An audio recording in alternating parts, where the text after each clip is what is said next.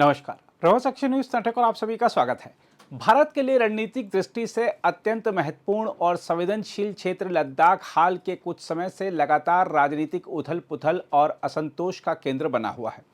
ऐसा लगता है कि कोई साजिश है जो इस क्षेत्र को लगातार गलत कारणों से सुर्खियों में रख रही है। ऐसा लगता है कुछ ताकतें हैं जो यहाँ असंतोष भड़काने में लगी हुई हैं।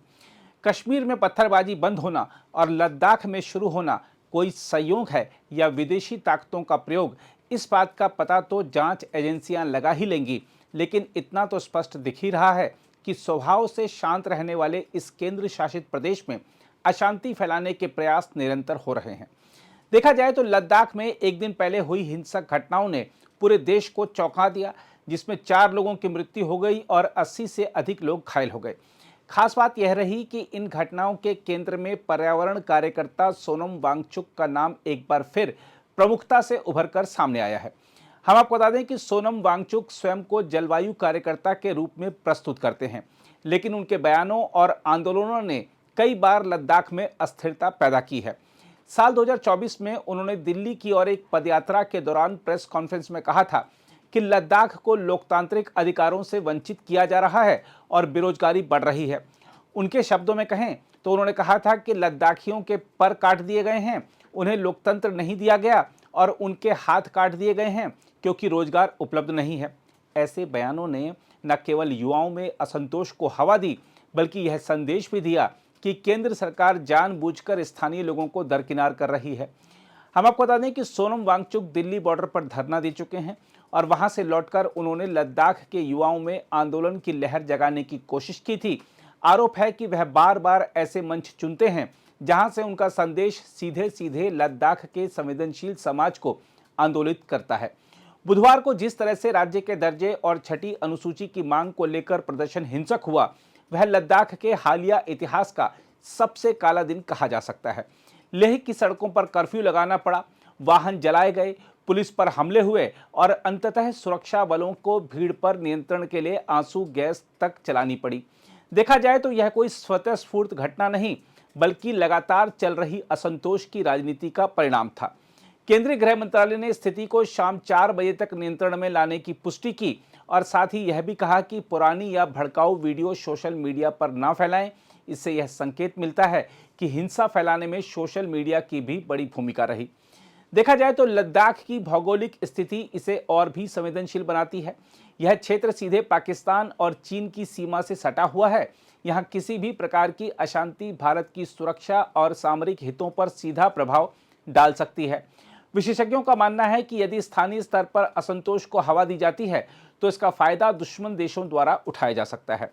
चीन और पाकिस्तान लंबे समय से लद्दाख में अस्थिरता पैदा करने की कोशिश करते रहे हैं। ऐसे में वांगचुक जैसे लोगों के भड़काऊ बयान और आंदोलन न केवल स्थानीय शांति को खतरे में डालते हैं, बल्कि यह राष्ट्रीय सुरक्षा के लिए भी जोखिमपूर्ण है। हालांकि यह सच है कि लद्दाख के लोगों की कुछ वास्तविक चिंताएं हैं, जैसे राज्य की मांग, संविधान की छठी अनुसूची में सुरक्षा और रोजगार के अवसर। लेकिन जब इन्हीं मुद्दों को इस तरह प्रस्तुत किया जाता है कि लोग शासन से पूरी तरह मोहभंग महसूस करें और हिंसा पर उतारू हो जाएं, तब यह आंदोलन लोकतांत्रिक अधिकारों की मांग से हटकर अराजकता का रूप ले लेता है। सोनम वांगचुक पर आरोप है कि वह अपनी लोकप्रियता का इस्तेमाल जन भावनाओं को शांत करने के बजाय भड़काने में करते हैं।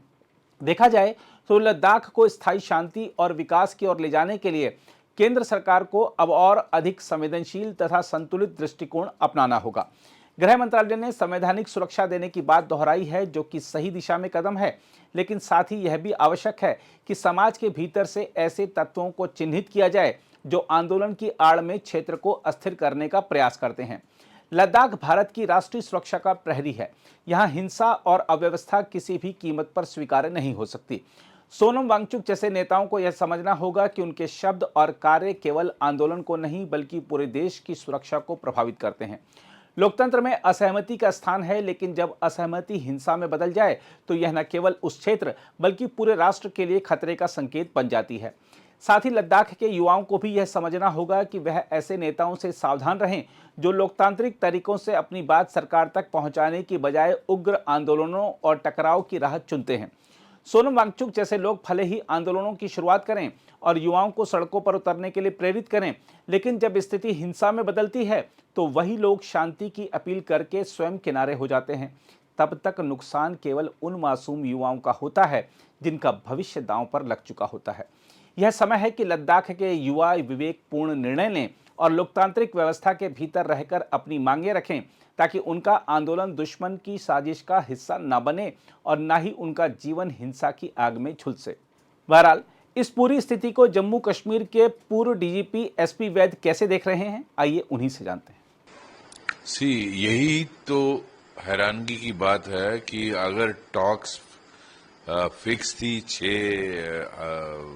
अक्टूबर के लिए और इवन अब प्रपोज किया कि 25-26 को आप कर लो, और उसके बावजूद आज जैसी हालत बना दी, इससे किसको फायदा होता है ये देखना चाहिए ना। इन्वेस्टिगेशन में मैं अपने ट्वीट में भी कहा है कि इसके लिए कौन जिम्मेदार है, उसका असली इसको ट्रिगर कराने वाला कौन है। इस सारी सिचुएशन जो आज पैदा हुई, 4 जानें चली गई, उनके लिए कौन जिम्मेदार है। इतने लोग जख्मी हो गए दर्जनों के हिसाब से, और इतनी प्रॉपर्टी, इतनी गाड़ियां जला दी गई, इसके लिए जिम्मेदार कौन है। उस पर रिस्पॉन्सिबिलिटी फिक्स होना बहुत जरूरी है। और ये जब टॉक्स चलते हुए कोई फ्रस्ट्रेशन वाली बात है नहीं, government of India is willing to talk, बातचीत हो रही है। इवन 25-26 मीन्स कल है, 25, आज 24 है। आज वायलेंस करने का आपने तो जवाब नहीं दिया उसका। आज वायलेंस करने का क्या कारण है, इससे फायदा किसको है, ये देखने वाली बात है। मैं समझता हूं ये इन्वेस्टिगेशन में और इंक्वायरी में आना चाहिए। अगर कमीशन भी बैठता है, ये इंक्वायरी में आना चाहिए। इससे फायदा किसको, कौन उठाना चाहता है। लगता है कोई पॉलिटिकल मोटिव है इसमें? लग रहा है। जिस तरह आप देखिए, सोनू वांगचुक की जो वो अरब स्प्रिंग की बात करना, इसको जो नेपाल में जैनजी का तख्ता, उन्होंने तख्ता पलटा, उसको अप्रिशिएट करना। इसी तरह ये जो बांग्लादेश में हुआ, इन सबको ये दिखाता है कि ये कोई डीप रूटेड कंस्पिरेसी सी लगती है। तो मैं समझता ये सारे एस्पेक्ट्स देखने चाहिए, इसकी क्यों हुआ। आफ्टर ऑल इसके लिए कोई जिम्मेदार फिक्स होना चाहिए, और जो लोग जिम्मेदार हैं उनके खिलाफ सख्त कानूनी कार्रवाई होनी, उनको पब्लिक सेफ्टी एक्ट में अंदर डालिए और उनको चार्ज करिए फॉर इंस्टिगेटिंग वायलेंस। बिल्कुल होना चाहिए जी। जिस तरह बीजेपी दफ्तर को भी आग लगाई गई, लगता है टारगेट बीजेपी दफ्तर को आग लगाई गई। आप देखिए काउंसिल को के दफ्तर को, जो वहां की हिल काउंसिल है, उसको आग लगाई गई।